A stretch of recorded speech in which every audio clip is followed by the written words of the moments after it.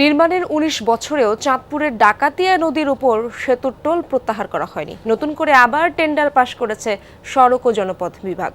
এ নিয়ে ক্ষোভ তৈরি হয়েছে স্থানীয়দের মাঝে। টোল প্রত্যাহারের দাবিতে হচ্ছে আন্দোলনও। স্যান্ডেলিনা সো রূপচর্চায় আভিজাত্য। সেতুর টোল প্রত্যাহার না করায় এই আন্দোলন। দফায় দফায় মানববন্ধন, বিক্ষোভ মিছিল, অবরোধ আর অবস্থান কর্মসূচিতেও মেলেনি কোনো সমাধান। ২০০৪ সালে ১৮ কোটি ১২ লাখ টাকায় চাঁদপুর লক্ষ্মীপুর সড়কের ডাকাতিয়া নদীর উপর নির্মাণ হয় চাঁদপুর সেতু। ২৪৮ মিটার দৈর্ঘ্যের এই সেতু দিয়ে প্রতিদিন হাজার হাজার যানবাহন চলাচল করে। স্থানীয়দের দাবি, উদ্বোধনের পর থেকে এরই মধ্যে নির্মাণ ব্যয়ের কয়েক গুণ অর্থ আদায় করেছে সরকার। ১৯ বছর ধরে আমাদের টোল নিতে আছে। ব্রিজ হলো কটুক ব্রিজ, এই জায়গায় আমরা দিন 10 ভাড়া লাগে 100-150 টাকা।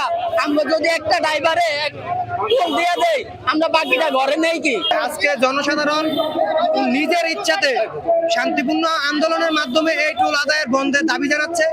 এর মাঝেই ২০২৪ থেকে ২৭ পর্যন্ত ৩ বছরের জন্য টেন্ডার প্রক্রিয়াও সম্পন্ন করেছে সড়ক ও জনপথ বিভাগ। এমন খবরে ক্ষুব্ধ পরিবহন শ্রমিক ও সাধারণ মানুষ। প্রতিনিয়ত 10 টাকা যাইতে 10 টাকা আইতে 10 টাকা দিতে হয়। আমরা কয় টাকা ইনকাম করি? সিএনজিতে আমরা মনে করেন 500 টাকা জমা দিই, গ্যাস বিল আমরা সংসার চালাইতে অনেক কষ্ট হয়ে যায়। দৈনিক আয় করে 200-300 টাকা দাম করে, তো আমরা রুজি করে কয় টাকা অটো চালাই। এ বিষয়ে জানতে সড়ক ও জনপথ বিভাগে যোগাযোগ করা হলে ক্যামেরার সামনে কথা বলতে রাজি হননি কোনো কর্মকর্তা।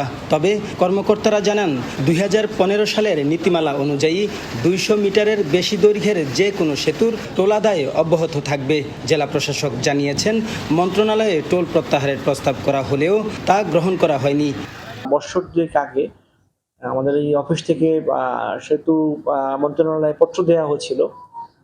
তো ওই মন্ত্রণালয় থেকে এটা জানানো হয়েছে টোল আদায় এটা বন্ধ করা হবে না। সরকার যখন মনে করবে যে উপযুক্ত বিবেচনা করবে যে এটি এখন আর আদায়ের প্রয়োজন নেই, তখন সরকার সিদ্ধান্ত নিতে পারে। সড়ক বিভাগের তথ্য মতে গেল ১৯ বছরে এই সেতুর টোল থেকে প্রায় অর্ধ কোটি টাকা সরকারি কোষাগারে জমা হয়েছে। আগামী ৩ বছরের জন্য ইজারা দেওয়া হয়েছে ৯ কোটি ১৫ লাখ টাকা। কাদের পলাশ, যমুনা নিউজ, চাঁদপুর।